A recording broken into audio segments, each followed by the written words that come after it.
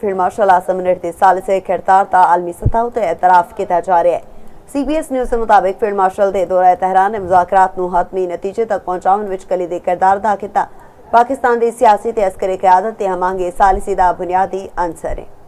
आसिम मुनीर आलमी सियासत का अहम किरदार बन गए। फील्ड मार्शल की तारीखी सिफारतकारी नाल ईरान ते अमरीका अमन मुआहदे ते नेड़े पड़ गए। फील्ड मार्शल आसिम मुनीर की साल से किरदार का आलमी सतह ते एतराफ होने लग पिया। CBS न्यूज़ के मुताबिक फील्ड मार्शल के दौरा तेहरान ने मुज़ाकरात नूं हतमी नतीजे तक पहुंचाउण विच कलीदी किरदार अदा किया।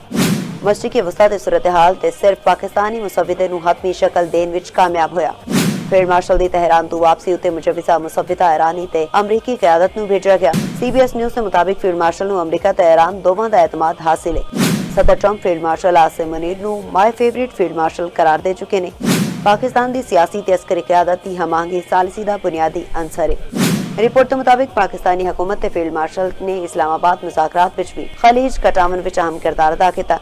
माजी विच भी पाकिस्तान अमरीका ते चीन के दरमियान सिफारती रवाबित कायम करने विच बुनियादी किरदार अदा कर चुके हैं।